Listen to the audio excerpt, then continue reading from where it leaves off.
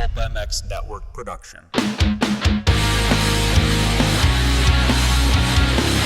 Bringing you a cheeky Brit and an American YouTube racing sensation weekly. It's the LVK More Than Moto podcast with your hosts, Phillips and Kellen Brauer. Welcome back, everybody, to another Leatt LVK More Than Moto podcast. I'm Kellen Brauer, joined by Phillips.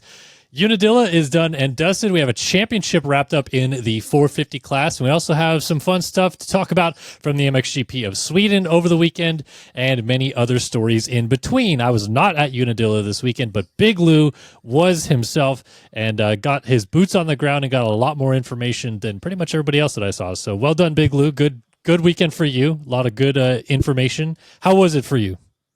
Thank you, Kellen. That means a lot. I actually thought it was my worst weekend of the season, but seeing as you weren't there and seeing as Steve wasn't there, I guess I did get a lot more information than both of you. So by process of elimination and effectively getting a participation award, I beat you. So that's great. You did. No, to be honest, it is at that point in the season where, like, I went out to do post-race interviews. I looked around and I was kind of like, I don't really know which tent to go to, where to go, because I'm not sure there's much to discuss here, you know?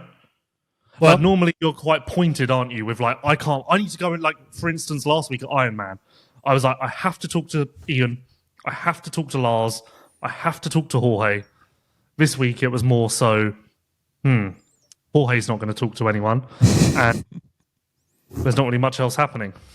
Well, you did get the champ. You also got the runner-up. And that was a good interview with Hunter. I like that. And I also saw the feedback in the comments were very positive towards you about how you steered that conversation in a good direction too. So, yeah, which is surprising because I didn't think it was that good. But hey, well, I just think you pulled a lot more of information out of Hunter than he kind of seemed to want to give. Like the start of his interview was very short answers, and then by the end, you guys were deep diving MXGP. So yeah, the start was very he's very polished, isn't he, in interviews? Yeah. Like, it rarely goes off script. There's a lot of, like, middle ground with his answers. I think you'd agree. And then your Juju interview I thought was really funny, too, talking about contact lenses and so. Kellen, yeah. I need to admit something. Okay. So, we all know Lewis and Chase, Lewis and Jeffrey, Lewis and Barsha now. Uh-oh. I'd like to welcome a couple of new additions to the club. So in some sort of ceremonial fashion here, a roll call, if you will. First up, I'm a big Juju guy. Okay. So thank you, Juju, for coming out. And I'm also a big Ryder D guy. So thank you, Ryder. So I got to tell you, you're not beating the Team Austria allegations at this point with this lineup that you have. That's a good point. That's a very good point. You're really not. So, you have Ansty, so Blue Crew, but you've got all of KTM encircled now. So no, because all of my guys are leaving KTM next year. Not all of them. Some of them. Juju and Ryder D aren't. So no, but allegedly, the biggest names are allegedly. Allegedly. No, I'm very happy for you to welcome those two guys to your camp. I will say, on the topic of those two guys, both of them have been awesome interviews most of this year. Like, Ryder D's really come around into being a very personable character to speak to, and Julian's been feisty and like forthcoming about a lot of things that he's going through and dealing with, and I like that. I like guys that are not afraid to open up about what it's like being in their position. Yeah, to be honest, you never see Ryder D after the race in a national. For some reason, Supercross, you always see him after the race. Yeah, but nationals, you do not see him after the race at all, which does suck. But press day, he's been great. And Juju, to your point, has become I don't know who to talk to. I can't see anyone. Let me go find Juju, because that will be good. And he's also Prado's buddy of late, too. Yep. So that fits in nicely with your connections. Did you even entertain walking by Cowie after the race? Like, did you? I got Rachel from Kawasaki, who was number 2 on our Pulp MX show PR rankings, which spread through the paddock like wildfire. Allegedly. So we may have to keep this going. And I texted her and said, let me know when Prado's ready. And she said, yep, I will bring him over when he's ready. And then she texted me and said he doesn't want to talk to anyone. But I did get intel. As he was leaving the track, he spoke to someone. And how would I hint at what he said? Let's just say he didn't say hello to this person. There was no pleasant greeting. There was more of a, he walked up and said, I want to fill in the blank. Okay, everyone's going to run wild with that. Yeah, that's a good point. I've kind of made it worse than it probably was. Let's just say that it wasn't very, he wasn't very happy with his day. That's an understatement, but this is not Protopod. We are not going to dive into that. At least I hope not. I don't know if that's going to be one of your topics or not just yet. But yeah, we're going to jump in and have a fun show. Of course, it's all brought to you by Leatt, Racetech, Namura, and Partzilla. And we thank them for backing the show. We'll tell you guys more about them throughout this podcast. All right, so my first topic that I wanted to pitch to you, Lewis, is, look, Jett Lawrence just wrapped up this title round early. I mean, he did that when he had his perfect season too, so that's not anything new. But this is an insane run to start a 450 career at this point. I just can't believe some of the numbers I was looking at for Jett Lawrence in Pro Motocross specifically. Obviously there's been a lot of talk about the records that he wants to try to shatter in Supercross, but he's already missed half a season there. He missed a half season outdoors already as well. And even with that, the numbers are still insane. So I basically wanted to riff on a couple of these statistics and get your kind of raw reactions to where he's at already. Because look, in 52 motos that Jett Lawrence has raced on a 450, he's won 43 times, which is an insane stat. And obviously why he's a two-time champion already. But when you look at it against the other greats that he is ascending on the list next to already, Ricky Carmichael's first 52 motos of his 250 career back then, he only won 34 times. So Jett has 9 more moto wins than Ricky by this point in his career. Dungey only had 25. Tomac only had 12. Roxon 13. Like 43 of 52 is insane when you actually think about it against a field that's not weak. Like, he's beaten Chase, as you said. In that perfect season, he's had to battle Tomac and now Chase again, and his brother's been very good. And like, this is not a depleted field, I would call it. And he's crushing these guys 3 years in now. Yeah, I do actually want to mention that. You kind of jogged my memory a little bit, because truth be told, after the first round of his first 450 outdoor season, it wasn't the deepest field. Obviously, Chase went out, Eli was already out, Hunter was still a 250 rider, etc., etc. So, like, Hangtown stands out to me in that 2023 season. But Jett won from Ferrandis, Webb, Plessinger, who wasn't the Plessinger that we've kind of become familiar with now, I would argue. AC, Masterpool, Drake, Robin, Lecurcio, Boutron. So if you compare that field to the field now, this one is obviously 10 times harder. And yet the results are still fairly similar. Yes, he hasn't run the table, but let's say as good as, because he's won more often than not. So I think it should not be understated just how much harder this field is versus the previous championship that he won. It's kind of my point. Yeah, and like I said, I mean, like, even if you take depth of field aside, to be that consistently strong to start your career, like, he literally just turned 22 years old last week. He was born August 7th, 03, which is insane to think that someone that age is doing what he's done already. But, even from a standpoint of where he's already going up on the leaderboard, he's already 7th all-time in 450 MX overall wins. He tied Pierre Carsmakers this weekend on 7th all-time. He's only 9 behind Tomac, which is crazy. And he's only 16 away from 2nd all-time. Like, how quickly does he get to those numbers? I think Ricky's 76 is still maybe... I don't want to even say that he could get there yet, but like, he's going to be 2nd all-time soon, right? 76 will be made harder by the fact that there's one less outdoor round a year. Yes, yeah. But Ricky raced less... he didn't race very long into his career. He had, 8 outdoor seasons total?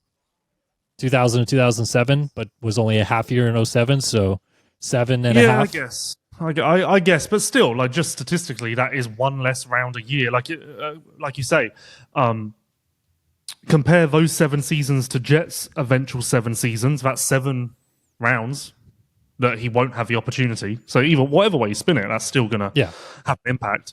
The Tomac stat is most surprising and almost makes me want to check it, because how can that even be possible? Tomac has 32 career 450 MX wins. I'm just looking now. The most wins that Tomac has ever had in a 450 outdoor season would be 2018, and he had 8 of 12. Other than that, 2019, he had 6 of 12. 2022, he had 5 of 12. 4 of 12 in 17. And then, there's other than that, it's 1s and 2s. So I guess, when you lay it out like that, Jett's 11 and now 9, most likely.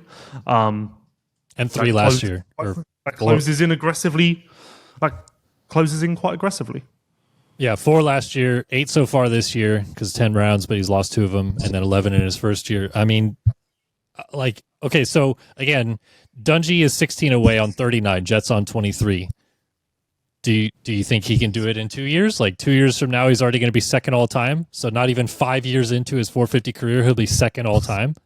So he'd have to average 8 out of 11 a year. Correct. Yeah, I think as long as he races, I think he will certainly have 6, 7, 8 a year at minimum. Yeah, I know that the narrative is becoming that once Deegan gets there, this whole thing changes. I don't know that I'm really there. Like, I think I need to see it out of Hayden to prove it. But I don't think that Jett's going to just immediately start losing when Deegan gets there. Like, he's going to win a lot still. So, well, with all due respect, Deegan has his hands full with Joe. So, I mean, right now, but there's been times this year that Deegan's ran the table on Joe. Yeah, so. but, his point stands. I think that you can't, based on current evidence, you can't have a conversation about Deegan running with Jett immediately. Flame on in the comments, sure, but, I don't think you can run there quite yet. But going back to the moto win stat, which to me is still the most insane thing that, to this point, measuring against Carmichael's career, he has 9 more moto wins than Ricky had by this point. And Ricky even went up to the 250 class in Supercross in 99, got hurt a bunch, went back to the 125 outdoors, and then came up for a full season in 2000. So, he got, a little kind of cup of coffee. Like, Jett Lawrence went right to 450 motocross and had a perfect season. I don't know. To me, it's insane to see how quickly he's ascended to this point, because we knew he'd be good. We knew he would win. We probably knew he'd win these championships. I don't know that I expected it to be as dominant as this fast. Well, I mean, realistically, the only people who can stop him are probably Chase and eventually Deegan. Not next year, but eventually. Because as harsh as it is, I think that is just a reality of where we're at, isn't it? So when you add it up to how it's played out, is it really surprising? Yeah, because, I mean, look, again, depth of field. I know Chase is out right now, but even when he was back, he only beat Jett, 3 motos of the 8 that he's, or 9 that he raced this year? So something like that. I don't know about motos, but obviously he won Washougal, so 1 of 4 overall. Yeah, and then he won Ironman Moto 1, but then Jett beat him, I think, every other moto that they raced in. And then, I mean, Eli Tomac's not the same exact Eli Tomac that he was when he was beast mode on a Cowie, I guess, but he's still been pretty darn good at a handful of motos this year, giving Jett a run for his money, and Jett survived. So, like I said, I mean, he was 21 years old doing all that earlier this year, and had the poise and, wherewithal to kind of battle those guys as if he was a veteran in the class, which is, again, maybe the most mind-blowing thing to me about it, that he's learned to manage a race so well, to the point where even Eli Tomac post-race after the championship celebrations of Jett said, that guy really knows how to manage a race. And that's saying something from a borderline Mount Rushmore guy in this sport. When did he say that? The press conference? The podium. Oh, okay. I was going to say, I listened to the press conference. I don't remember that. It's a pointless discussion, really, because there are only so many ways to skin a cat. And we've spoken about how good Jett is so many times that I don't really know how else to say it. But Jett is the best rider in the world right now, in every single subsection of that. Race management, raw speed, qualifying time, sprint speed, even starts. You could have that conversation. I mean, starts are probably the most up for grabs as far as if he's the best in the world, but you could certainly throw Jett in the ring. So, like, what more do you say? It's kind of we're not breaking any news here. We're not blowing anyone's wigs back because there isn't really a way to do that because it's right there in front of everyone. There's not really any subtleties to his performance because it's all clear as day. It's not like, oh, you'll be surprised to know. No, you won't be surprised. There isn't anything that we can tell people that would surprise them or be valuable to them because everyone's aware. Even those stats, like, oh, he's so far up on the win list. Yeah, it's believable. Like, yeah, well, okay, whatever. Like, it's just right there in front of us. Plain as day. You're right about that, and I think that you're right in that we've already said enough about him and how amazing he is. But again, when you just look at those stats and see where he's already gotten to, I can't. It's like the most raw evidence that you can give to a Jett doubter, which it's stupid to say that there are people out there, but there are. Like, there's plenty of that say that this is going to stop at some point. He's not going to keep being this dominant. And I would argue the counterpoint to that is that he really maybe hasn't even hit his prime yet, because most of these guys hit their prime in their mid-20s. He's 22, like, I don't know. It's crazy. I don't think there are Jett doubters. I think there are Jett antagonists. Yeah, that's a good way of putting it. Like, I don't think they actually truly doubt Jett, but I think they fly in the face of his dominance and want to upset the apple cart for whatever reason. Yeah. But I truly don't think there is a Jett doubter. What's most crazy to me, and this is, again, not crazy because it's right there in front of us, is that he's already got 5 450 titles. But boy, did we get there quick. And obviously helped by the inclusion of SMX as a championship. But still, it's quite startling to think he's already at 5. Well, I mean, even from the standpoint of this being, he's 2.5 years into his 450 career, if you go back to the midpoint of 23. So he's raced 5 450 championships. He was hurt in 2 of them, but he's won the other 3.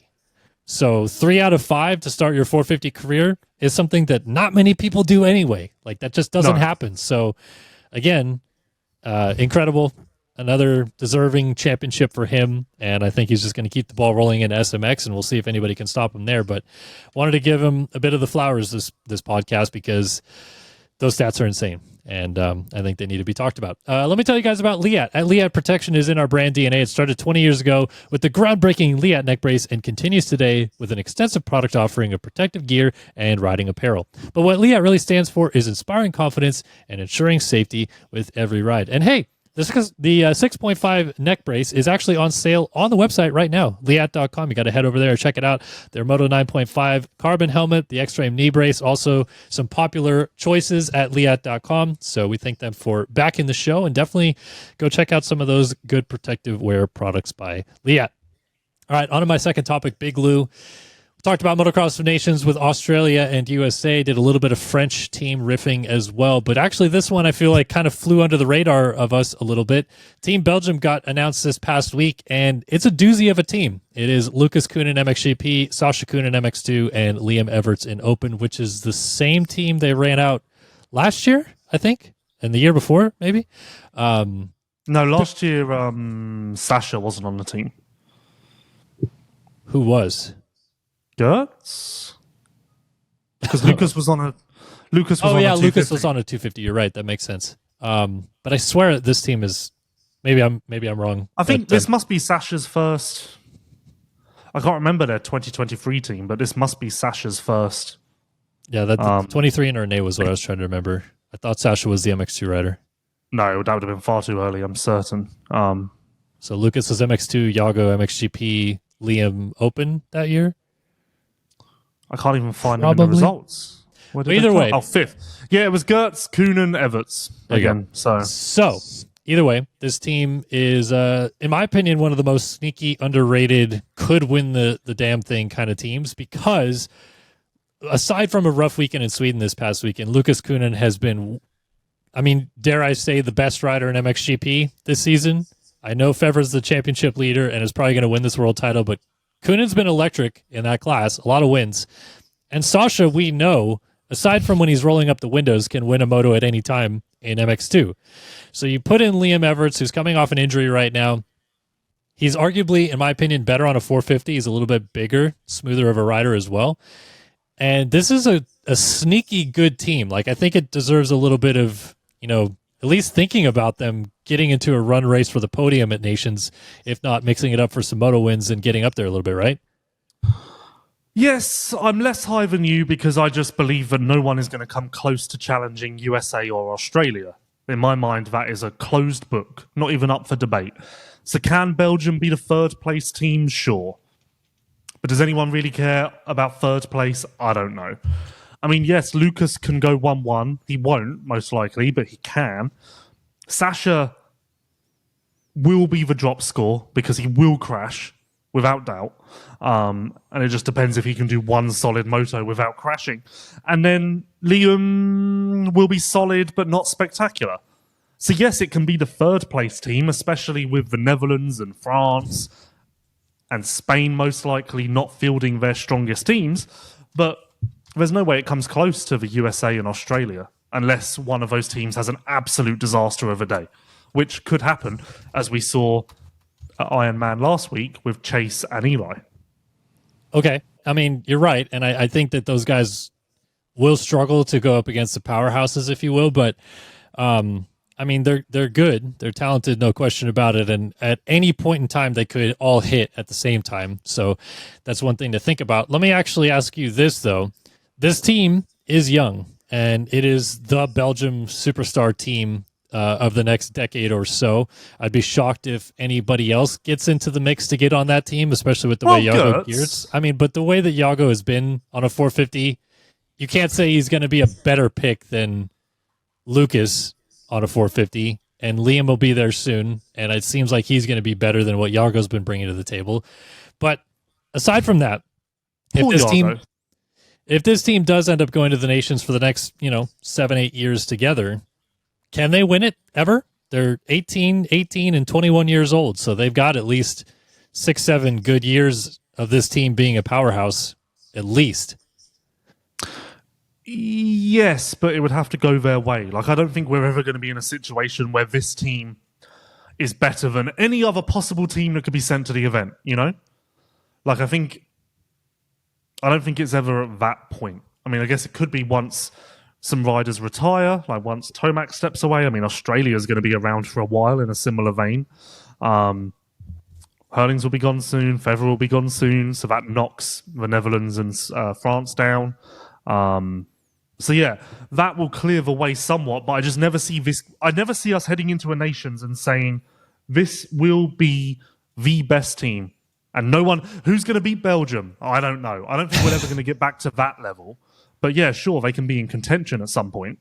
But I honestly don't know if they will get much better than they are now. Because Lucas, how can Lucas get much better? Sasha is already blazing fast, and I kind of feel like he'll always be what he is, which is crash and fast. And Liam is always going to be solid, I think. But I never think he's going to be the best rider in the class.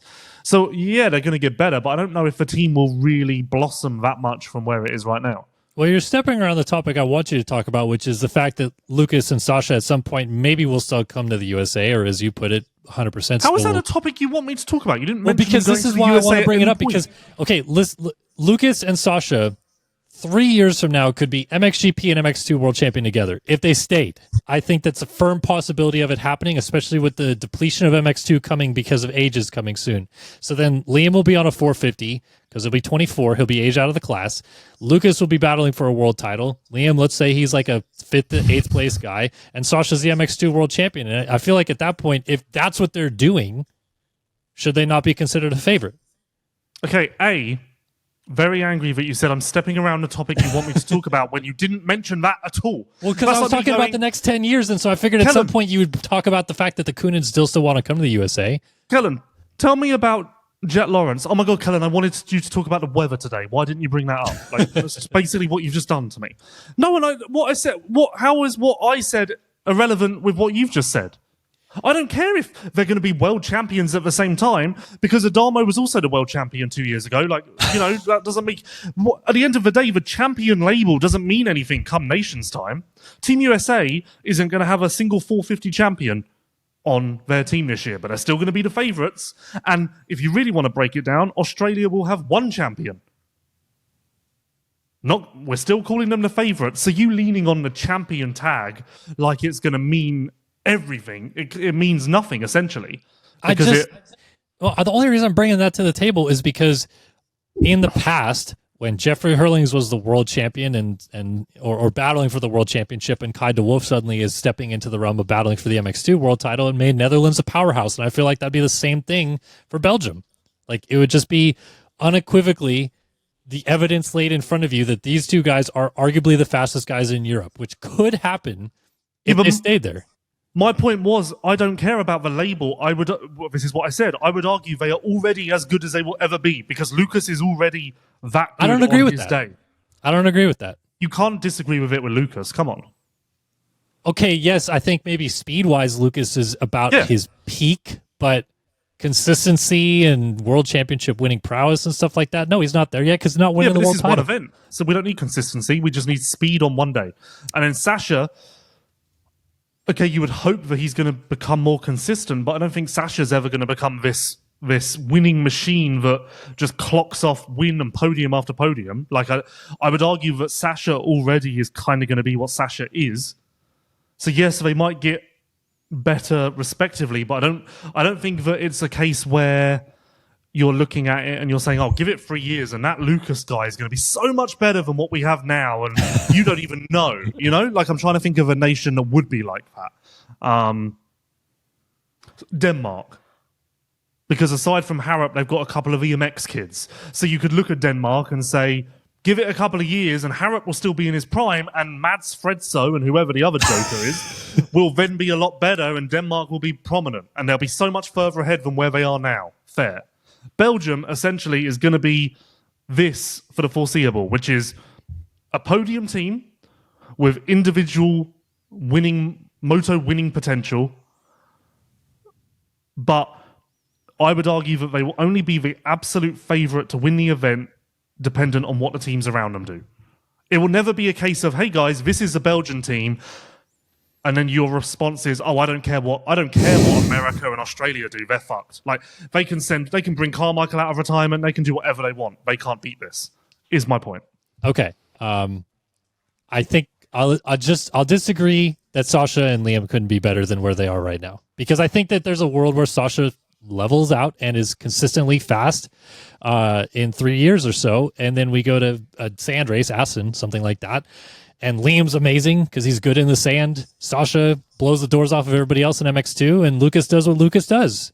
And okay, Kellen, you're kind of rigging the rules here a little bit, because if we're going to focus on a sand nation specifically, then that does change the conversation. I said in the next 10 years, can they win Motocross of Nations? Okay, I was talking, and I said they could, but you're now zeroing in on the favourite thing with the sand. If you want to pose that question, then yes, at Assen in 2027, the USA probably will field a weaker team than Belgium, and Australia probably will be weaker at that point. So yes, Belgium can win in 2027. We got there. You rigged the rules a little bit, but never mind.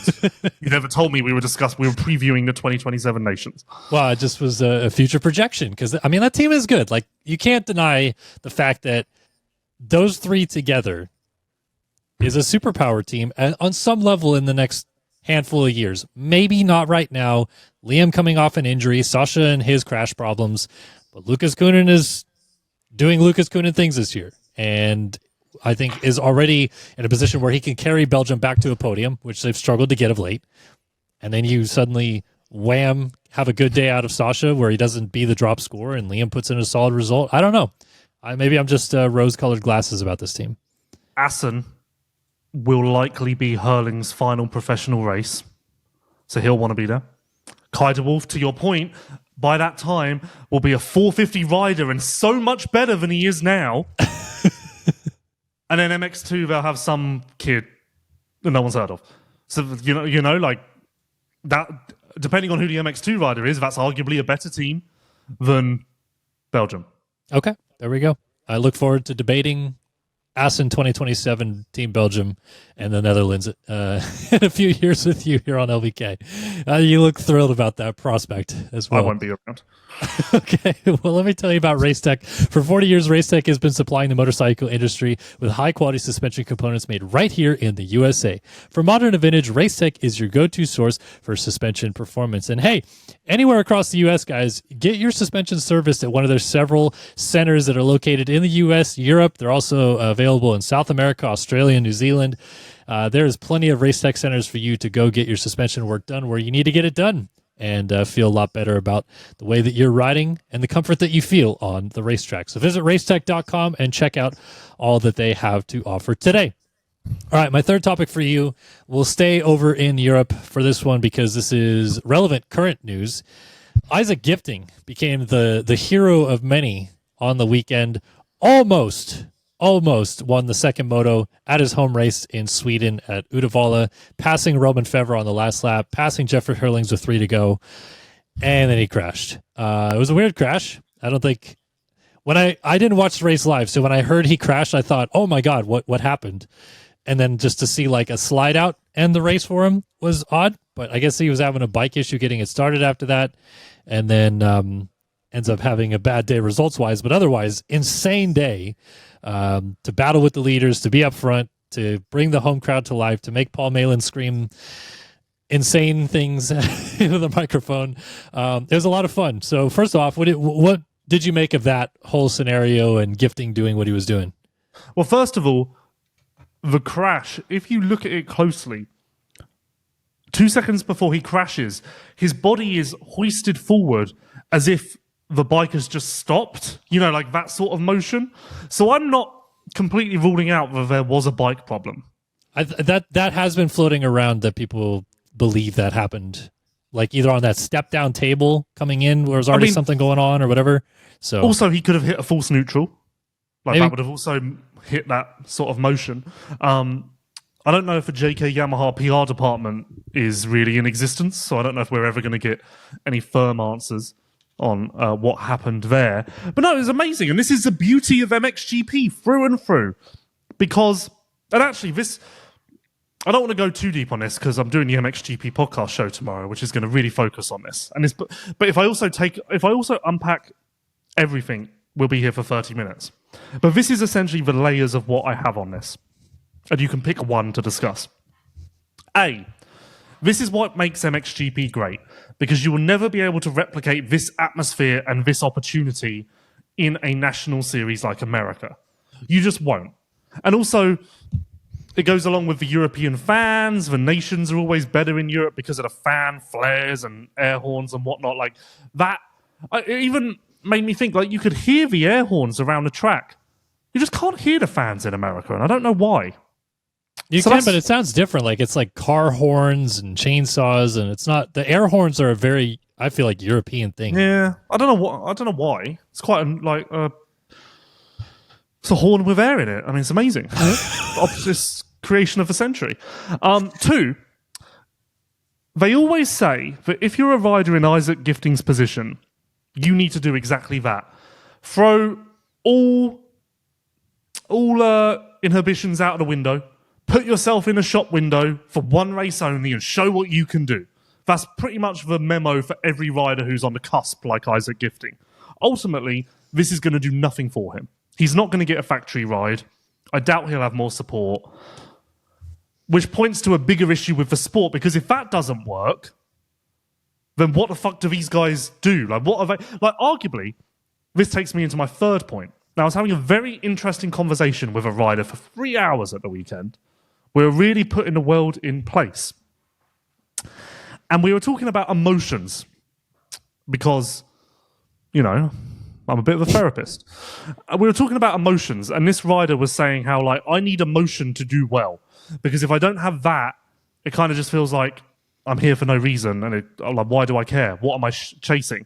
So if Gifting does get nothing from this, I could see it starting a wave of depression across the MXGP paddock, because Gifting and the riders trying to do something similar are going to be like, well, fuck, if that doesn't get you anywhere, then, yeah, there's not game over. because I'm never going to progress. Because the chances of me doing that are slim in themselves. But if by some miracle I do that, and it gets me nowhere, then what's the point? Like, I don't really know what I'm racing for at this point, because clearly the road less travelled is in fact less travelled because there's a roadblock on it. Not where I thought this topic was going to go, but has that wave But of also, depression... well done gifting. Yeah. The wave of depression, as you called it. So, yes, Kellen, Hasn't that... in hindsight, did Gifting have an amazing race? Yes. But has he started a pandemic of depression across the industry? Maybe. Hasn't that already started in MXGP a little bit, though, anyway? Because, I mean, it's actually look, incredible that I've managed to turn this into a topic about depression. Congratulations. I know, I'm really proud of myself. The entry fees have been, a talking point for a little while, and I know that they brought it down of late, or this year, maybe last year, they finally brought it down a little bit. But, generally speaking, like, wild cards are just not really happening very much in GPs anymore. These guys don't really want to go spend a lot of money to ultimately do not many good things for their career if they get like a ninth. And yeah, we see all these guys like Horgmo, and I mean, even, Ferrado is a good example too of these guys that are like, they're fringe dudes, really talented, get decent results, but ultimately never break into the mold of what they could or should be, which is exactly what you just kind of pointed to about gifting in this race. Like, that is kind of the mantra of MXGP at this point, right? That's why guys like Gio and Partzilla and all that are thinking about coming to the U.S. as well, because there's money on the table to get here. And also, they're riding for nothing if they're getting 9th, 10th, 11th. No, but Gio and Partzilla are a different scenario because their career prospects are limited because they're at the end and they've exhausted the factory opportunities. Whereas someone like Gifting and Horgmo have never had that, and they're still operating with the belief that the apple on the tree is obtainable. They're Adam and Eve. They want the apple. I don't think that's a tale of Adam and Eve at all, actually. But two people standing and they can't they reach just want the the apple. apple. They can't reach it. They're Isaac Newton. They're trying to get the apple and they're hoping it's going to fall on their head one day. They're one of those. No, so like, yeah, they're a completely different story. Horgmo, I would argue that Horgmo is seeing some potential from it. And Gifting's persona profile has certainly risen. So maybe that does yield, maybe, with all due respect, like Yamaha are blasting him all over their social platforms. If I'm Gifting, I'm going, hey guys, that's going to cost you. You know? Yeah. I had a conversation with a rider about that this morning because they were posting something. And I said, why the fuck are you posting that? And they went, oh, it's a team sponsor. And I went, yeah? Not your sponsor. Like, you know, like, so similar sort of vibe. Anyway, but yeah, no, I don't know. So like, maybe Gifting does get something from this. I'm certain he's not going to be a factory Yamaha rider. So ultimately, the best thing he can get is probably staying at JK Yamaha and having more support. You could also contradict this with, does he need more support? He's just ran at the front and almost won a race. Fair. I don't know if I can argue with that. Clearly not. To your other point, yes, with the wild cards and whatnot, but again, Gifting and Horgmo together. I like Gifting and I like Horgmo also. They're the Juju and Rider D of Europe. They're the Adam and Eve and the Juju and Rider D of Europe. They're different to the wild cards because they are right there. Like, they are on the cusp. You know, like the wild cards, ultimately, they're just on a jolly. Which ultimately is also an overarching issue with sport nowadays. The reason you don't see the wild cards is because getting 20th place means nothing. Nothing at all. So why do it? That's why I think MXGP should honestly just go to a Formula 1 model at this point. Fuck them all off. Send them all home. And just send it as a model. Kind of almost there. Yeah, like, so just send it. But like, what genuinely, what other like privateer level teams are making it in Europe at this point? Like, I feel like I hear a lot of like, this team is barely holding on. Like, we are going to close up shop next year if we don't get a handful of extra sponsors.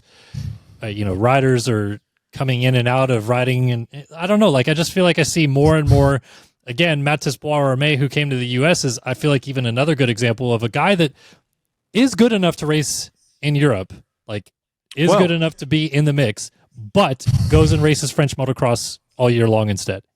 Poor Tommy Searle had to end up on Boss Kawasaki, which was the biggest shit show in the history of shit shows. So, that is a fundamental issue with MXGP. There aren't so many good second tier teams now. I would argue there's the first tier and then the third tier. The second tier doesn't really exist with the exception of... There is one. I'm forgetting it. There is one. Or maybe there isn't.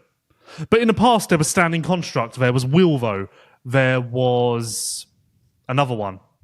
There were these teams which were like, hey, I think instead of being on a factory KTM, I'd rather be on a Standing Construct KTM. Like that. So those alternative options existed, which meant that a guy like Hogmo or Gifting could get those rides and effectively take a step up. Whereas now, the step up from a JK Yamaha, a whatever, is such a gigantic step that it's almost impossible to make without some sort of heroic ride, which is what Gifting did, but even that is unlikely to work. So I don't know. And to his credit, let's make it clear, okay, Gifting's never done this before, but he has been good this year. Yeah. And he's shown a lot of fight, and he's shown a lot of oomph. He has shown a lot that you would think would be enough to deserve some kind of support in some way. Do you think it changes at all that he didn't actually win? Like, if the win ends up in the win column, he gets across the finish line in front of his Swedish fans and fist pumps and all this, like, does that change the narrative of any of this? Or is it literally just like, teams saw that and they're like, yeah, whatever? No, it just really makes it, if he crosses the finish line, it really makes it a, like, massive historic moment. It really makes it a moment in history. Whereas maybe it starts to get forgotten a little quicker because it doesn't show in the results on paper. Can you recall another time in MXGP that a hometown guy like this, very low chance that he could have won a race or won a GP, does actually get it done? Because I'm not a GP expert like you, so I'm not even going to try. But have you thought of one? Well, Kellen, maybe this isn't the same because he was a factory rider. But in the June of 2005, 20 years ago, a young Lewis stood alongside the track at Matcham's Park. And at that point, Cole Nunn of Red Bull KTM, or Champ KTM as it was called at that point, dog food, by the way, Champ, had a best result of 7th in a moto and nothing more than that. And he came out and won the first moto. How loud was it? Very, I don't know, actually, I can't remember. Let's say very. For the story, let's say very. Okay, I was trying to see if the vibes are similar to this weekend, because... No, it would have been, I'm sure. Like, why wouldn't it have been? I mean, that was cool. Like, the hillsides in Sweden were ablaze. Like you said, you could hear a lot of it. And then, dude, the amount of photos I saw on Gifting's account and, like you said, Yamaha and JK, like all these accounts that have the smoke bombs of yellow and blue, just the whole track covered of yellow and blue smoke bombs for the Swedish, flag, obviously. Insane. Like, I don't think I've seen that much smoke at one race. Yeah, little did they know they were all celebrating a wave of depression. Okay. Well, congratulations, Isaac Gifting, on the almost victory. I mean, the fact, like, forevermore, even if he doesn't get back to that level again, he can say, yeah, late in a race, I passed Jeffrey Hurlings and Roman Fevre. Like, not many people have that. Coming back to the emotion chapter, that was a ride purely off emotion. Because if Gifting can do that once, he can do that elsewhere. Why not Lockett? Why not a similar track to Uddevalla? So clearly it was the emotion of the occasion that drove him forward, which would also make you say, why can't riders tap into that more often? Is it just something that is impossible to unearth and it just comes out at a home event or something similar? Like, well, championship days as well, you've seen it, like riders show up. This is not like the best example, but I mean, I always felt that Geyser at Trentino, which is not his home GP, he's not from Italy, but Trentino's close enough to Slovenia that the crowd there is insane. I feel like he turns it up a few notches even there. So, like, I think that that's just the nature of having that sort of support system behind you at a GP of any kind gets those guys going. Like, it's just an adrenaline effect. Obviously, like you said, an emotional effect. I think it's just hard to replicate that exact feeling when you don't have the whole place rocking for just you at every GP. That's fine, Kellen, but I refuse to count Tim Geiser, 5-time world champion, in this column as like, oh my god, he won. I wasn't trying to say that as like a specific example to Gifting's case, but I do feel that you watch Geiser in that race, and there's been motos where he's had to either make a late pass or hold off someone, and he seems to ride like way over his head than usual there for some reason because of that crowd. So no, I think he's just good there because of hardpack. But you have to agree with me that there's been times that he's been loose on that track, but because of the nature of it, seems like he put a little extra to it. With all due respect, Geiser, up until recently, has been loose as hell on every track. So, yeah. All right. Well, again, congrats, Isaac Gifting. To put a bow on this, your almost win. I think we can all say that Isaac was a gift to the MXGP series at the weekend, and that gift was depression. More people were talking about MXGP than I think I'd seen all year anyway, which was... Yeah, and it was actually especially good because Saturday, all anyone was doing was saying they've ruined the track, it's a load of shit, what shit racing. So like it really saved the whole aura around the event. Well, I mean, the other motos weren't particularly awesome either, right? Like this was just like the most anomaly type of... Because the second moto, for those that don't watch MXGP... 3 laps to go, the top 5 were nose to tail still, basically, right? Yeah. So, I mean, it doesn't get much better than that. Like, those guys were going for it, and the fact that Gifting, the hometown hero, was a part of that, and also making passes to get into the lead, sent that place into euphoria, and man, I would have loved to see him win it, but, I mean, still give him the credit to even get there in the first place. Yeah, it is, it will go down in history. It'll be remembered forever. It will be the GP of the year. I think that's the best way to put it. In a completely different sense. Well, not really. Something just came to mind. The Nordic countries, they're all the same. Put them all together. Okay. Oh, can't tell the difference. The 2014 nations, Philip Bengtsson was fucking flying in Latvia. Close enough to Sweden. That was another sort of like heroic, out of nowhere ride where someone really punched above their weight. Were you there? Yeah. How was the crowd with him going? Well, that's kind of why we haven't. That's kind of the reason why we now just go around in circles with the nations, because the crowd wasn't great.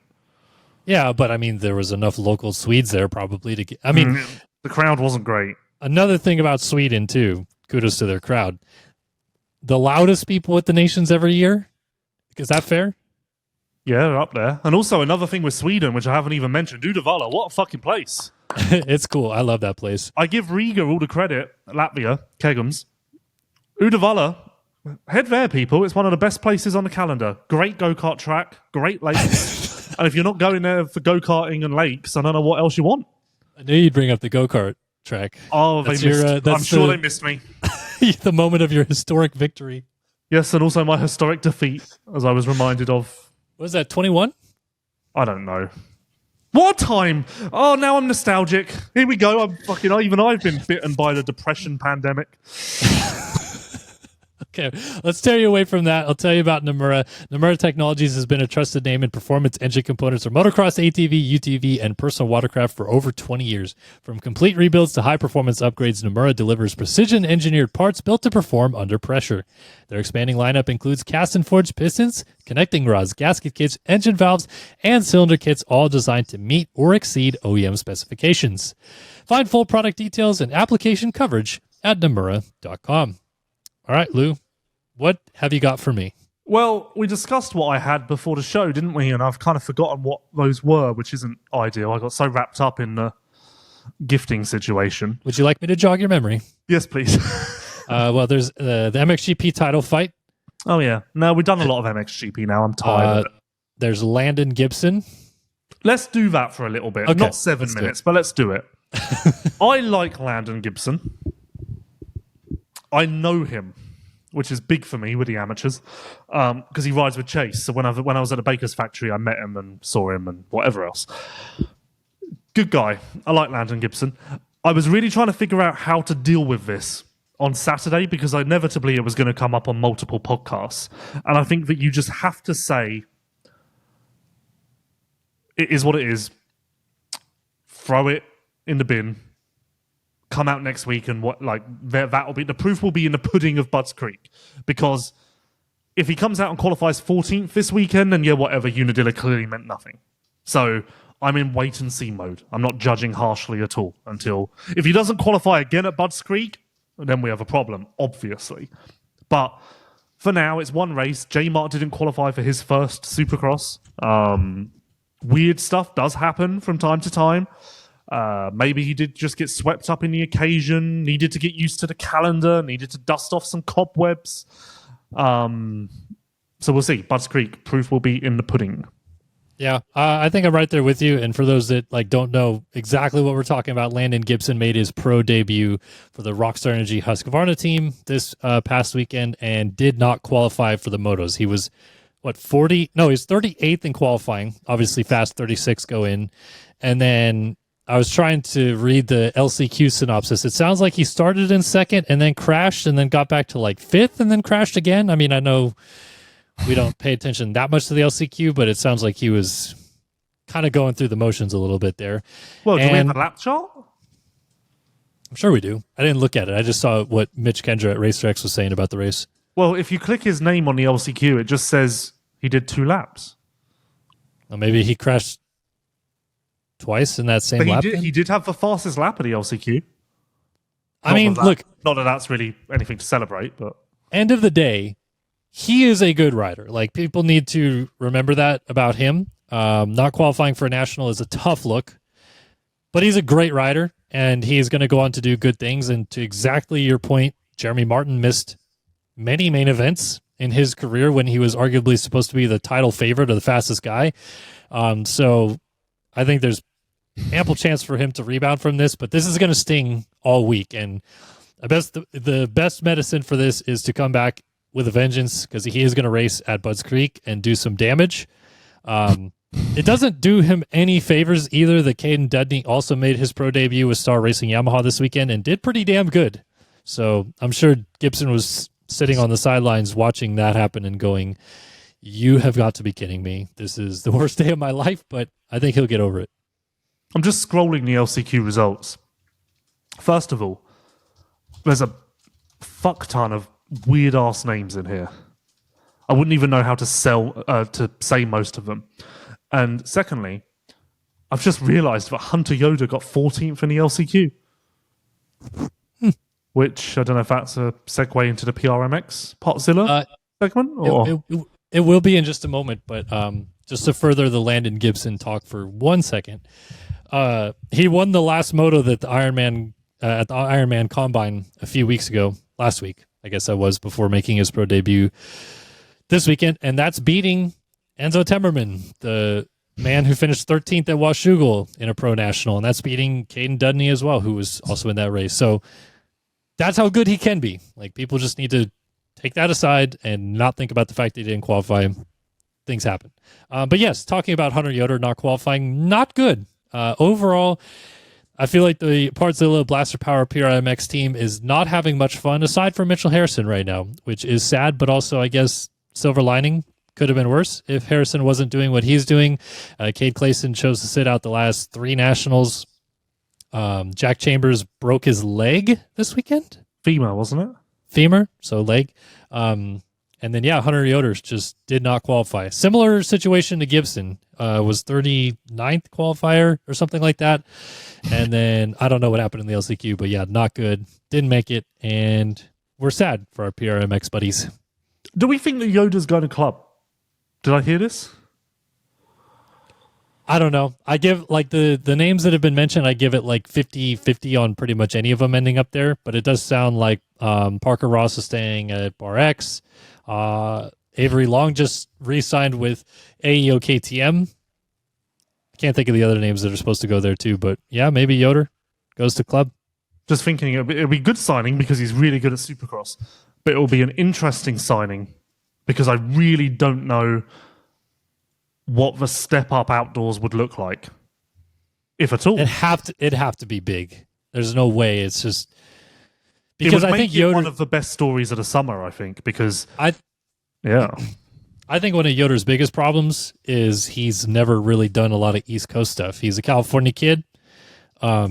He hasn't raced pro motocross until this year, even though he's raced Supercross 3 years now, I think, was his debut. So he hasn't gotten much experience. He's not used to those motos and the intensity and stuff like that. And I think that he's kind of jumped into the deep end and got hurt in the middle of the season as well, which hasn't helped his case either. So he needs some stability. He needs some East Coast prep. And I think he's a good rider. I think he'll figure it out, but that's a tough look again. In Yoder's case, similar to Gibson, to not qualify.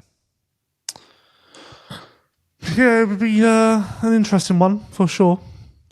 But you can check out Partzilla.com because it's the premier OEM parts dealer and distributor. They sell OEM parts for Honda, Kawasaki, Polaris, Can-Am, Suzuki, Arctic Cat, Sea-Doo, Ski-Doo, and Yamaha motorcycles, ATVs, PWCs, and snowmobiles. Visit Partzilla.com to see their extensive line of parts and accessories. We just gave you our PRMX team update, but Mitchell Harrison finding his way into many of the talks again because he's just the top Kawasaki on the track. Again, he's a reference point for Prado's disastrous season, which is like kind of crapping on him, I think. Who, Harrison? Yeah. Yeah, of course it is. It's basically saying, fucking hell, Prado can't even beat this guy.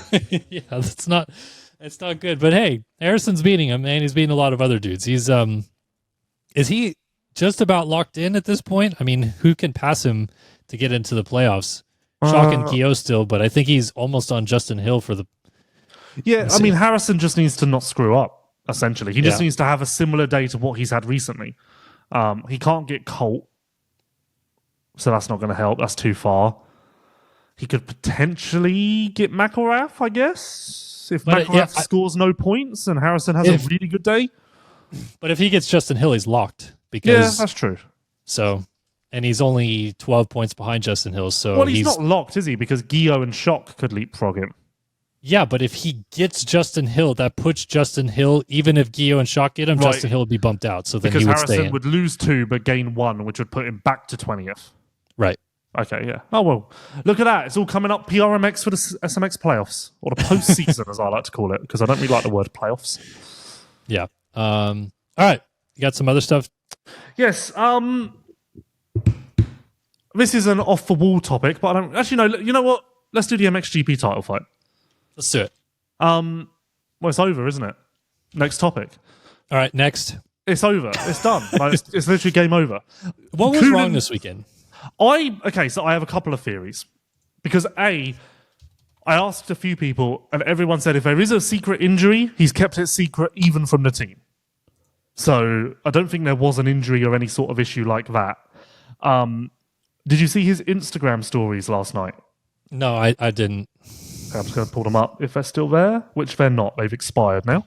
It was basically stuff like time to hunt, show everyone what you're made of, like, you know, motivational stuff like that. So I have a couple of theories. One, Matterley Basin wasn't great for him. It was kind of an off weekend, and he said that he was struggling to figure out the 450 on a slick, hard surface like that. So maybe it was similar sort of thing, where the rocky, unique, old-school Uddevalla layout, quite tight with the track changes, just... It was a little bit... He was out of sorts and just couldn't figure it out. Confidence went. So maybe that's why his starts disappeared, because truth be told, I don't know what reason there would be for his starts either. 2, you now have Hurlings and Geyser back.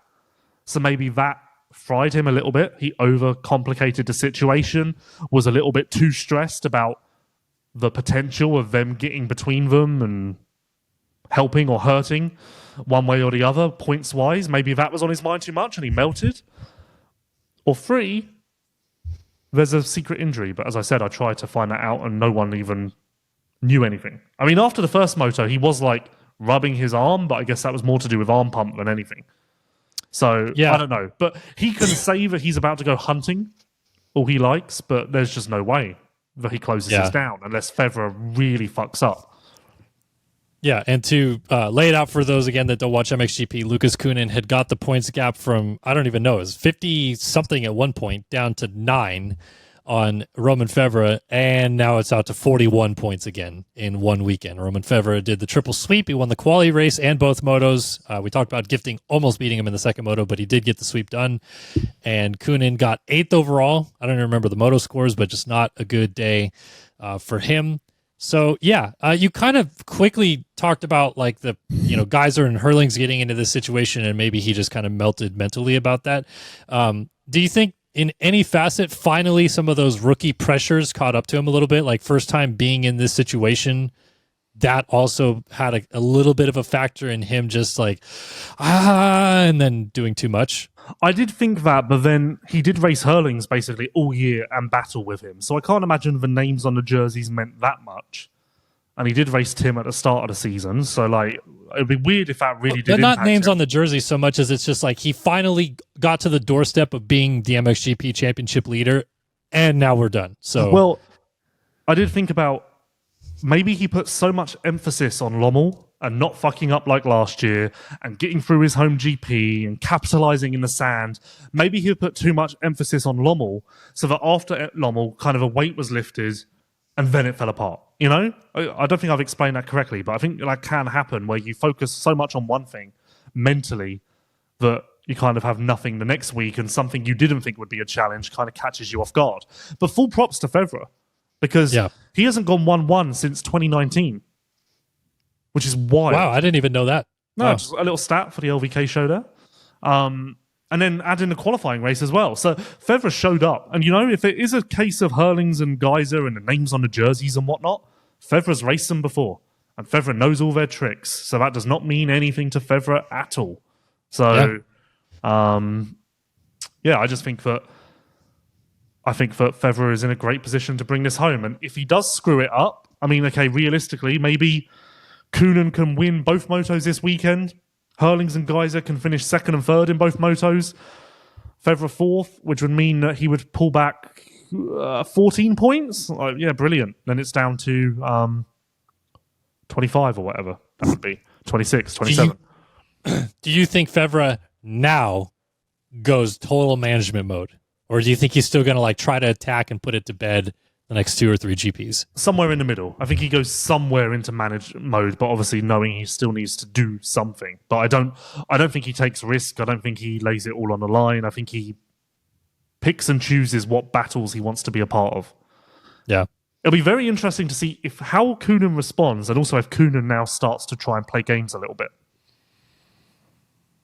Could. It's not out of the realm of possibility. He put on his Instagram story, time to hunt the frog emoji. So that's quite aggressive. Yeah. Is that his nickname for Fevre, the frog? Well, no, that's what they call. I think that's like a French thing, isn't it? Oh, I don't know. I don't know. Those stereotypes. Hold on, let me see.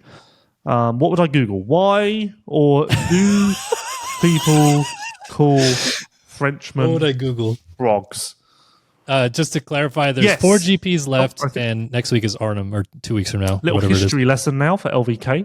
Yes, the French are sometimes called frogs by English speakers, though it's often considered a derogatory term. The nickname is rooted in historical and cultural perceptions. Blah, blah, blah, blah. The association of the French with frogs dates back centuries. One theory suggests it stems from the British misunderstanding of the French royal emblem, the fleur de lis, mistaking it for a frog. If he does do something questionable and wins this world title, not going to go well in the public perception, right? Like you had your shot and blew it this weekend. So to do damage of any kind by inflicting it yourself seems like a foul play. No? Yeah, no, Kunin now needs to prove to everyone that he can be mature and is mature enough to handle a title fight and the ebbs and flows that come with that. While some people use the term frog casually, it's often used with a degree of mockery or disrespect. It's important to be aware that it can be offensive. I am very aware of it now. Yeah, there we go. Look, every day's a school day here on LVK. This does actually bring another interesting topic with the Kunin specifically back into the fray, though. If Lucas doesn't win this world title, obviously he doesn't force himself to only race 450 Supercross. And I mean, it sounds like there's at least a chance both brothers race a little bit next year. No? Yeah. So that means Lucas would race a 250, correct? Yeah. Kind of changes that a little bit, no? Because he would have been forced to race a 450 otherwise. But then is it a good idea to race a 250 in Supercross and then 450 for MXGP? Does it matter? I mean, does it really happen anyway? How many times are ideas like this floated around and then never come to fruition? Well, it seems like of late it's been a bit more likely or common. Like obviously DeWolf testing Supercross last year, he didn't race, but he tested, that's rare in and of itself that Europeans come over and do that. And then Prado the year before. Yeah. So, Meh. End of topic. nah. End of topic. Yeah. Finn, got anything else? Am On I a show? dick? Yes, am I a dick? Back by popular demand. Mm-hmm. Do you not have an ad read? Am I going straight into it? I mean, we could tell you more about Leatt and their awesome neck brace selection. I thought we had another They're on sponsor. sale right now at Leatt.com if you haven't heard. Cool. That's awesome. So I had a day of it on Saturday, Kellen. An absolute day of it. Early as well. Well, first of all, my hotel in Rome, I stayed in Rome.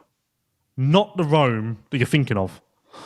And let me tell you, if Rome, Italy is a 5-star experience, Rome, New York is the red-headed stepchild that everyone wants to drop off at the orphanage. Not great, with no disrespect. Hotel was terrible. The photos were an absolute catfish. Dirt, hair, and the like. Very unhappy. So I left my hotel on Saturday morning. Headed to the track. It's become a little bit of a tradition that I go to Dunkin' Donuts for breakfast on the way to the track because now I'm really engrossed in the American culture because they do bagels.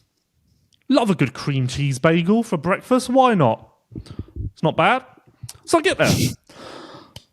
I order my cream cheese bagel on a sesame bagel. Personal favourite of mine. I pay. I sit down and I wait for them to call my order. And I sit. And I sit. And I sit. 15 minutes go by. And I go, oh, fuck, I'll just go and, ask them where it is. So I stand there. And they go, can we help you with something? And I'm like, weird. It's kind of what we're here. Like, it's kind of the whole basis of this building and establishment. But yes, you can. Okay. I would like some food. She went, what did you order? And I went, sesame bagel.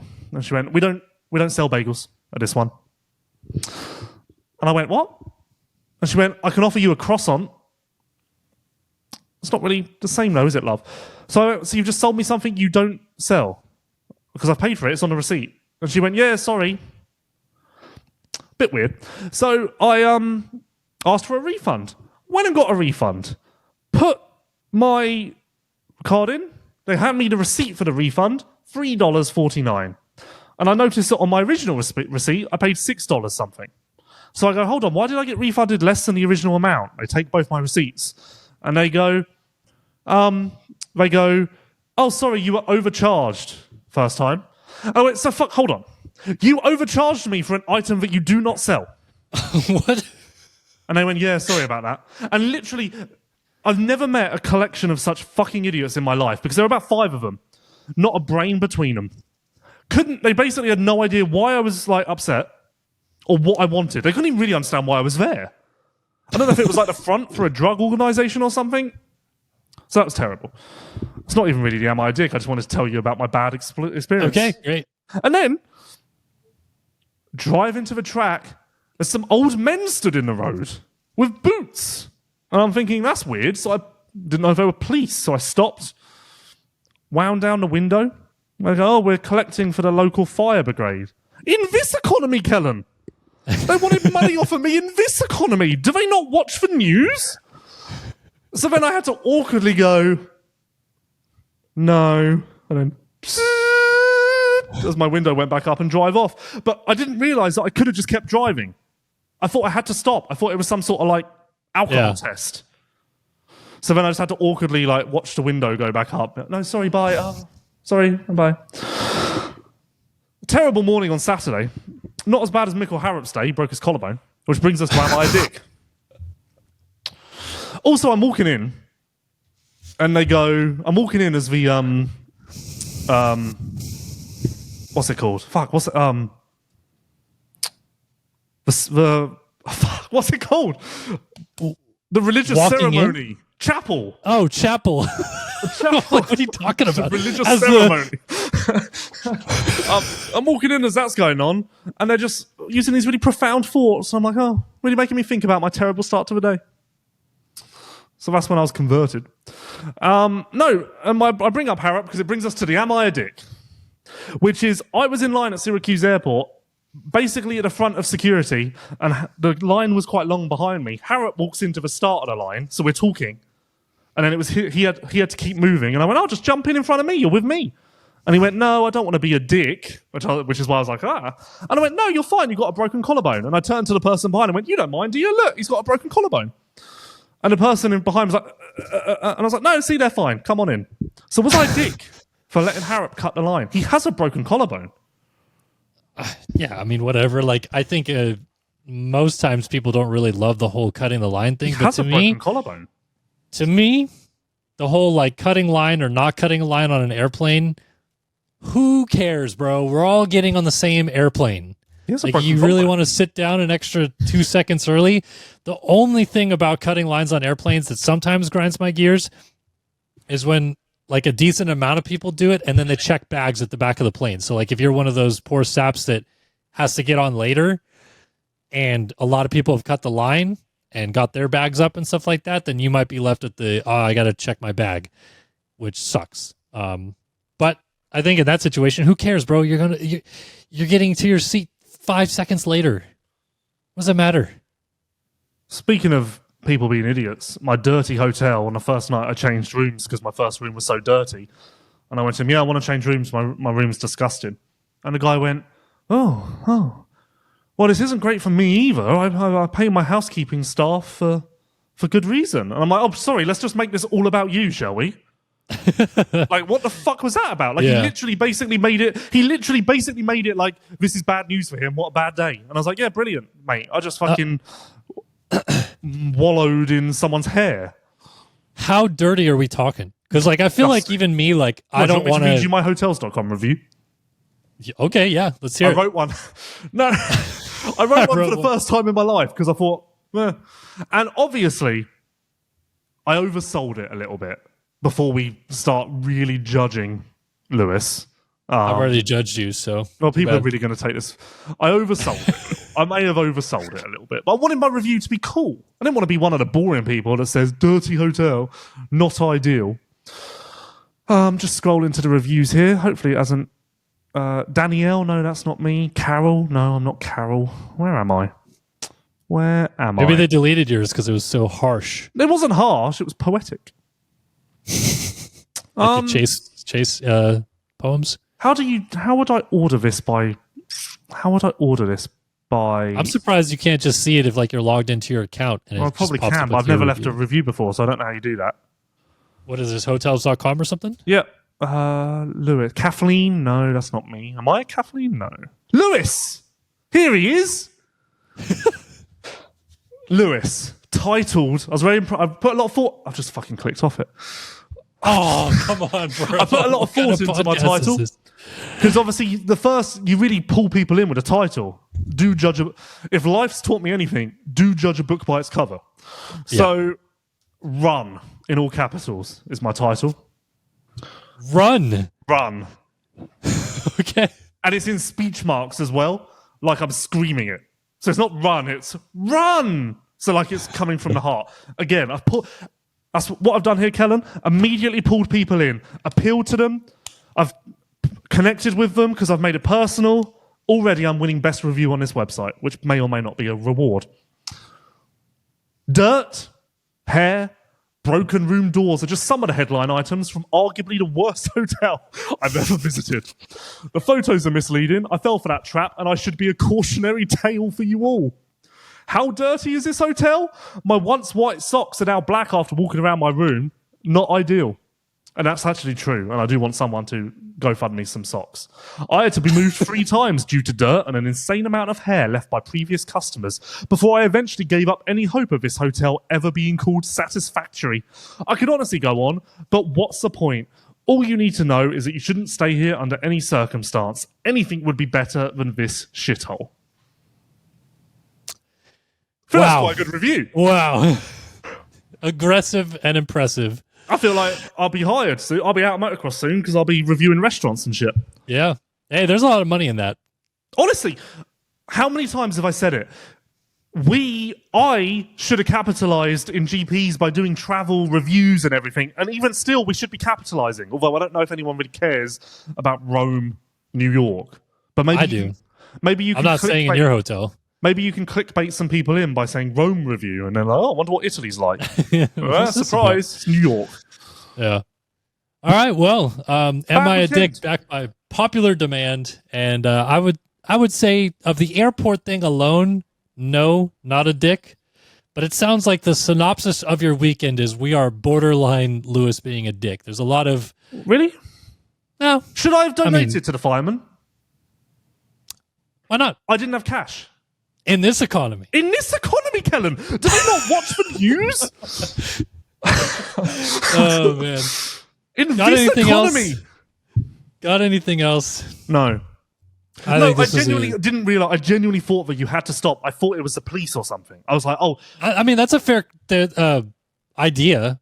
Like thought they were anybody doing that's like a standing on the road random- in general, you're like, what the hell is going on? Like, I don't know if I've ever had it in America, but certainly in Europe, like there's random spot checks and they're like, you just drive past and like, yep. And then pull over and do a random like breathalyzer test or something.